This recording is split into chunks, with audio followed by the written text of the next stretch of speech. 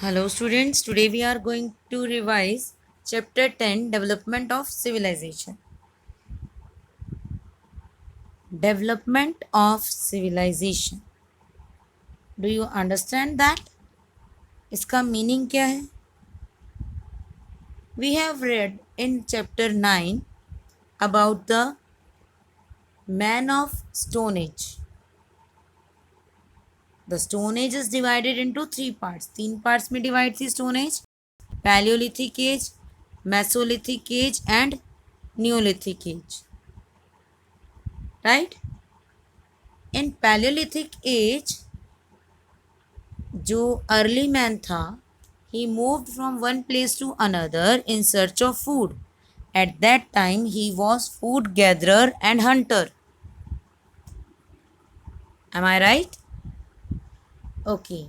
After that he started growing crops, and for that he started living on a place near the river or a lake.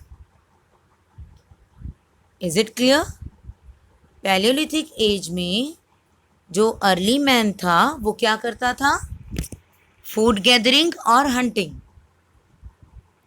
और Neolithic age तक change हो गया उसका work. Now he started producing food. अब वो food produce कर रहा था. इट मीन्स वो क्रॉप्स ग्रो कर रहा था. ओके. जब वो फूड गैदरर से फूड प्रोड्यूसर बना तो उसके बिहेवियर में, उसकी वर्किंग में बहुत सारे चेंजेस आए. Now he started living on a bank of river. Bank of river means river के किनारे पर. अब उसने रिवर के किनारे पर रहना स्टार्ट कर दिया because he wanted water for irrigation. ठीक है. अब जब वो एक प्लेस पर रह रहा था तो हमने रीड किया कि वो डिफरेंट एक्टिविटीज़ उसने स्टार्ट कर दी. उसने व्हील बनाया और he started weaving, knitting, pottery work. ठीक है. He started making huts to live. तो ये सब चीज़ें उसने स्टार्ट की. And now he had a family. जब वो एक जगह पर सेटल हो गया तब उसके पास उसने एक फैमिली भी बना ली अपनी. उसके फ्रेंड्स भी डेवलप हुए, उसकी फैमिली भी डेवलप हुई. तो हर चीज़ बढ़ने लगी. So it is not the work of a day. It takes many years कि जो न्यूलिथिक मैन पैलियोलिथिक से डेवलप हुआ, पैलियोलिथिक मैन से न्यूलिथिक मैन जो डेवलप हुआ था उसके लिए बहुत सारे टाइम लगा. ओके. और ये सब चेंजेस, इन चेंजेस को हम सिविलाइजेशन कहते हैं. These changes led the foundation of civilisation. ये चेंजेस सिविलाइजेशन की फाउंडेशन है, बेस है सिविलाइजेशन का. यानी कि यहीं से सिविलाइजेशन स्टार्ट हुई. सिविलाइजेशन होती क्या है? वो स्टेज जिसमें ह्यूमन बीइंग डेवलप होता है. When a lot of progress took place in the field of art, science, social, political and economical institution. जब ह्यूमन बीइंग डेवलप होना स्टार्ट हो जाता है वो हर वर्क में डेवलपमेंट लेकर आता है, प्रोग्रेस करता है, आगे बढ़ता है. Whether it is art work, चाहे वो आर्ट हो, साइंस हो. अब आर्ट क्या था? उसने स्टैचूज बनाने स्टार्ट कर दिए थे. साइंस मीन्स उसने व्हील इन्वेंट किया, फायर डिस्कवर की. ओके. सोशल, फैमिली में रहना स्टार्ट कर दिया. पॉलिटिकल मीन्स वो अपना एक हेड बना लिया उसने.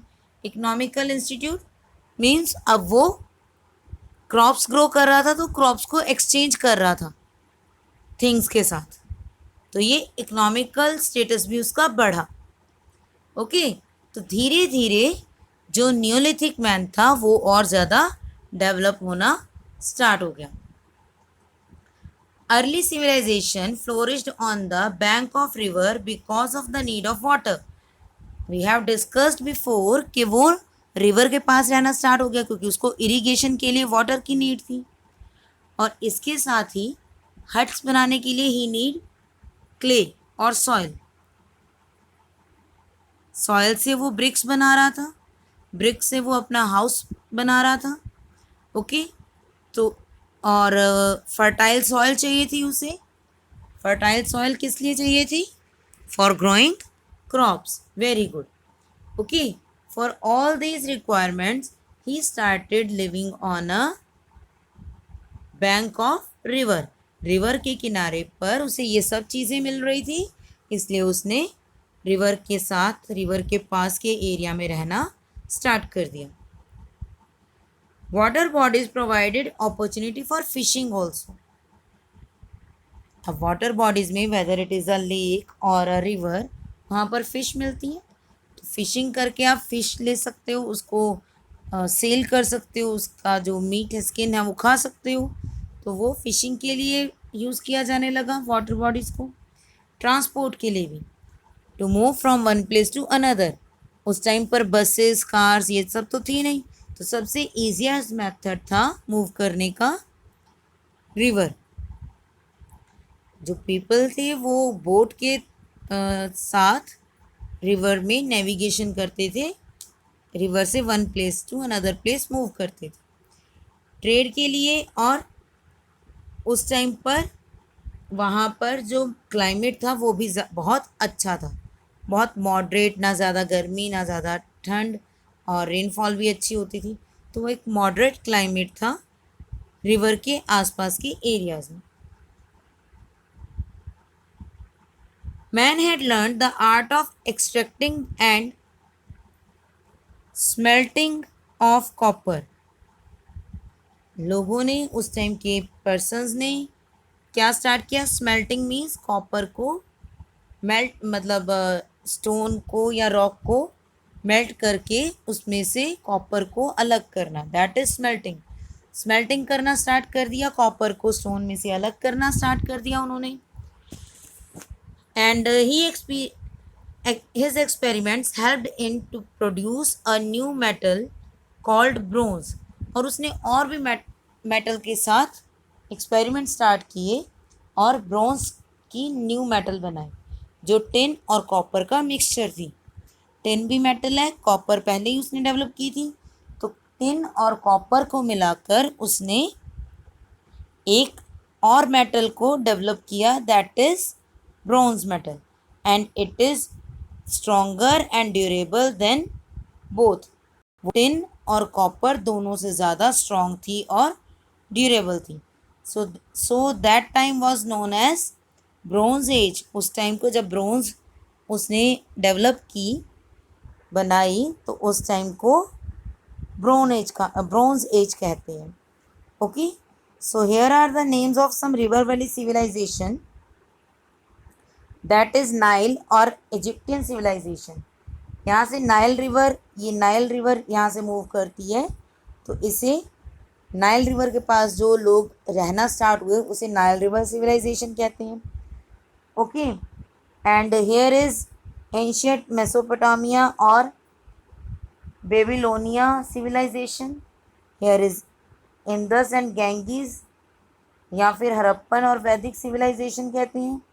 Here yellow river civilization, that is in China.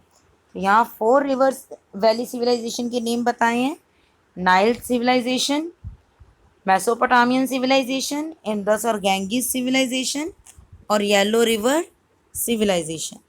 Okay, now in our chapter we are going to read about Indus Valley civilization, but before that there are some other civilization that are discussed here.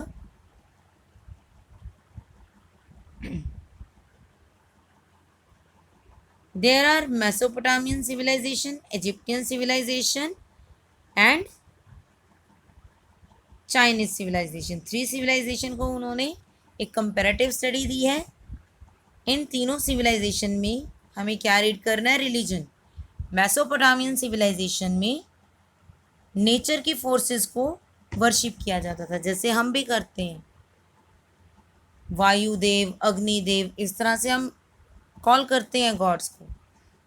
तो Mesopotamian civilization में भी God's को इसी वे में worship किया जाता था। जितने भी नेचर की थिंग्स हैं, फोर्सेस हैं, उन्हें गॉड माना जाता था। ओके, इजिप्टियन सिविलाइजेशन, इसमें भी नेचर को ही गॉड मानते थे। सन गॉड, ठीक है, and different form of moon and floods, इन्हें भी वर्शिप करते थे वो। चाइनीज सिविलाइजेशन, ये भी नेचर को ही वर्शिप करते थे, एंड अर्थ और ऑरेकल्स, इन्हें वो वर्शिप करते थे। Next is occupation. Agriculture was the main occupation in the all three civilization. तीनों सिविलाइजेशन में एग्रीकल्चर मेन ऑक्यूपेशन था। देन मेसोपोटामियन सिविलाइजेशन में pottery, glass making, cloth making, ये सब वर्क भी चलता था। इजिप्टियन सिविलाइजेशन में पीपल डोमेस्टिकेटेड एनिमल्स, लोग एनिमल्स को पालते थे। और चाइना में एग्रीकल्चर के साथ साथ डोमेस्टिकेशन ऑफ एनिमल्स भी था, पेंटिंग भी था और सेरिकल्चर भी था। ठीक है, ये सब ऑक्यूपेशन यूज़ किए जाते थे। इन्वेंशन क्या किया उन्होंने, क्या क्या डेवलप किया, इन्वेंट किया। क्यूनिफॉर्म स्क्रिप्ट मेसोपोटामियन सिविलाइजेशन में डेवलप हुई। Process of multiplication, division, square, cube root, system of weights, measures, use of herbs, water clock, lunar calendar, code of Hammurabi, ये सब चीज़ें इन्वेंट की गई मेसोपोटामियन सिविलाइजेशन में। मैथ्स में क्यूब रूट, वेट्स का और मेजर का सिस्टम, स्क्वायर रूट, ये सब चीज़ें मेसोपोटामियन सिविलाइजेशन में डेवलप हुई और इन्वेंट हुई। इजिप्टियन सिविलाइजेशन में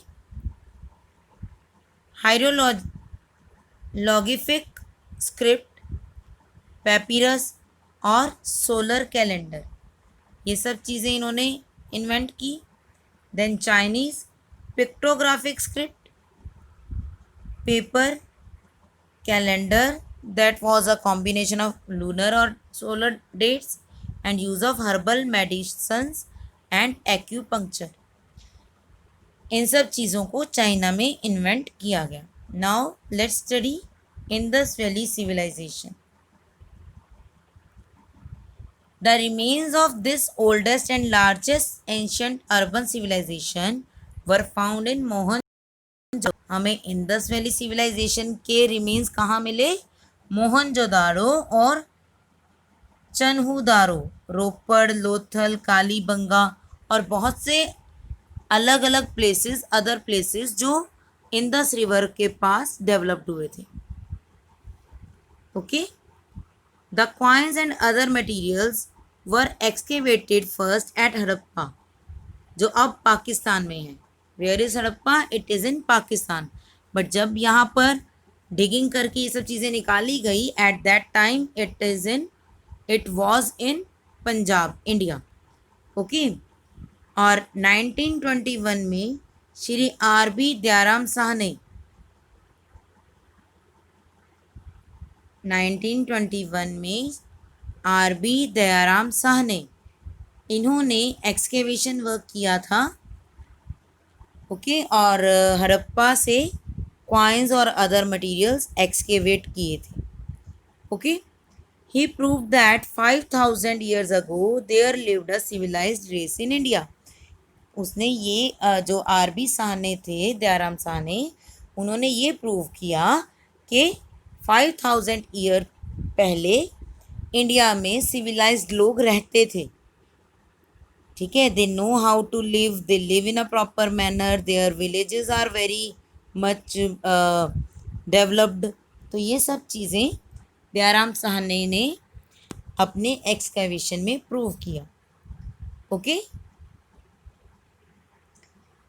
हेयर इज़ द एरिया, यहाँ पर आपको शो किया गया है मोहनजोदाड़ो, ओके, एंड हड़प्पा। मोहनजोदाड़ो और हड़प्पन सिविलाइजेशन को ही हम इंडस वैली सिविलाइजेशन नेम देते हैं। तो दीज आर द एरियाज। इसके अलावा हमने और कहाँ पढ़ा है? लोथल, राइट, रोपड़, कालीबंगन, ये देखिए, हेयर इज कालीबंगन, ठीक है, हेयर इज रोपड़। तो इन एरियाज में भी हड़प्पन वैली सिविलाइजेशन के रिमेन्स मिलते हैं.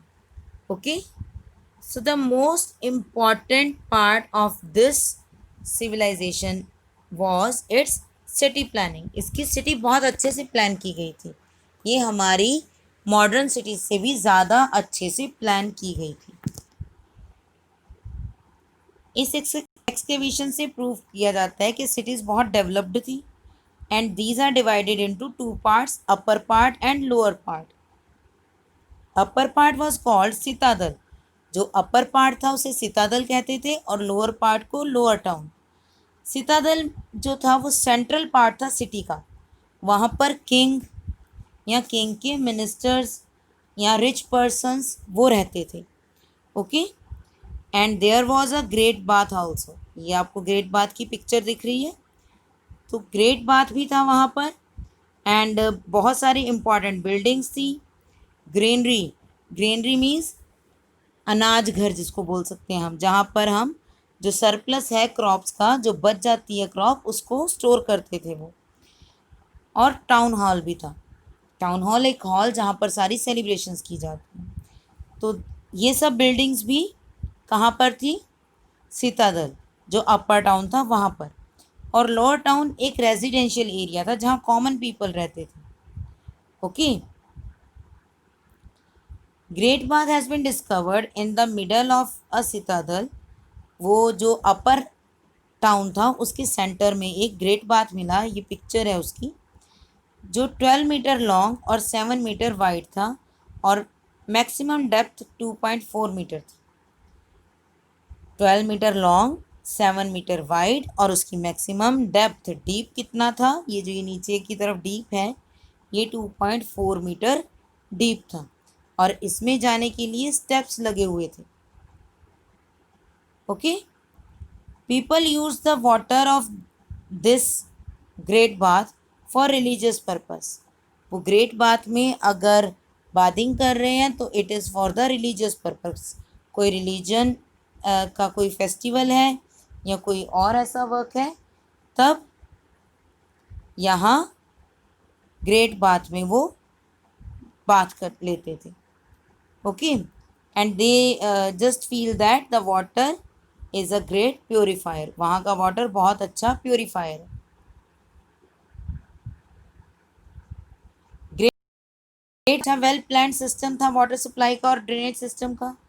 और अमेजिंग फैक्ट, सबसे अच्छा सबसे बढ़िया फैक्ट क्या था कि bricks were completely water proof. अब वो ग्रेट बाथ था, उसमें वाटर तो नेचुरली ब्रिक्स के साथ कांटेक्ट में आएगा. तो जो ब्रिक्स बनाई गई वो वाटर प्रूफ बनाई गई. The floor of tank was built with gypsum. Gypsum का पत्थर लगा था वहाँ पर. Plaster and thick layer of bitumen. Bitumen और प्लास्टर से उसको कवर किया गया था. ओके, तो बहुत ही प्रॉपर मैनर में उस सिविलाइजेशन में ग्रेट बाथ डेवलप किया था. Citadel also housed the ruling classes. अभी मैंने डिस्कस किया कि वहाँ पर कौन कौन रहता था. किंग, उसके नॉबल्स, रिच मर्चेंट्स, प्रीस्ट, ये सब पर्सन सितादल में रहते थे. A high and thick wall protected the citadel from frequent floods. अब जो इंडस वैली सिविलाइजेशन था, we all know that it is on the bank of river Indus और सिंधु. रिवर सिंधु या इंडस के बैंक पर ये बना था. तो यहाँ पर फ्लड्स बहुत कॉमन थे. तो फ्लड से सेव करने के लिए एक बहुत बड़ी हाई और थिक वॉल बनाई गई थी.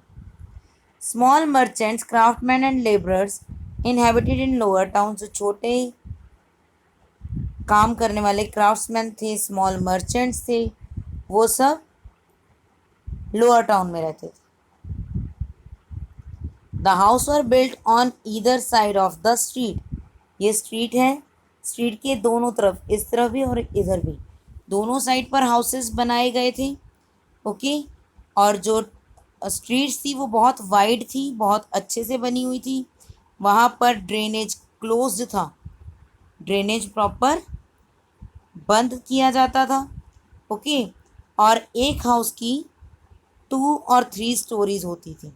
विद स्टेयर्स, जिन तक हम स्टेयर्स पे भी पहुंच सकते थे। ओके, और ये जो स्ट्रीट्स थी ये एक दूसरे को 90 डिग्री के एंगल पर कट करती थी, कि ये आगे चली जाएगी, ये यहाँ से फिर है, तो ये कहीं भी एक दूसरे के रास्ते को ब्लॉक नहीं करती थी। Okay, streets were made in such a way that the blowing wind cleaned themselves from one end to other. जब विंड ब्लो होती थी तो if there is some garbage in the street, तो वो गार्बेज अपने आप विंड के flow से उड़ जाता था और वहाँ पर स्ट्रीट्स बिल्कुल क्लीन हो जाती थी। Okay, citadel had large structure of granary, बहुत बड़े बड़े ग्रेनरीज थी वहाँ पर। ग्रेनरीज हड़प्पा में, लोथल और कालीबंगन इन एरियाज में भी मिली हैं। They were build to store the surplus grain, use करने के बाद जो ग्रेन बच जाता है उसके लिए इसे ग्रेनरीज को बनाया गया था। 6 granaries have been found, though the biggest one had found in Mohenjodaro. Harappa में 6 ग्रेनरीज मिली और मोहनजोदाड़ो में सबसे बड़ी ग्रेनरी मिली। Granaries also had small barracks for the laborers, which were located close to the threshing platform. जहाँ पर थ्रेशिंग किया जाता था उसके पास ही लेबरर्स के लिए छोटे छोटे रूम्स बना दिए जाते थे ताकि वो कहीं बाहर ना जाएं और क्रॉप्स का ध्यान रखें। The elaborate drainage system was highly efficient to drain the dirt water out of the city. Drainage system means जो वहाँ की नालियाँ थी वो भी बहुत अच्छे तरीके से बनाई गई थी कि प्रॉपरली डर्टी वाटर सिटी से बाहर जाए, और उन ड्रेनेज को कवर किया था ब्रिक और स्टोन से। ठीक है, ब्रिक और स्टोन से कवर किया था उन्हें, और दे कुड बी रिमूव्ड, और उन ब्रिक्स और स्टोन्स को रिमूव भी कर सकते थे, हटा भी सकते थे क्लीन करने के लिए। The small drains of bathroom and kitchen were joined with the main drain, bathroom में और किचन में जो डर्टी वाटर बाहर आ रहा था उसे मेन ड्रेन से जोड़ देते थे, और उसके बाद वो बाहर जो बिग ड्रेन था सिटी का वहाँ जाकर मर्ज हो जाता था, मिल जाता था। Okay, so this is about city planning of Harappan civilization या फिर Indus valley civilization. Okay, so read it बेटा properly. Thank you. Have a nice day.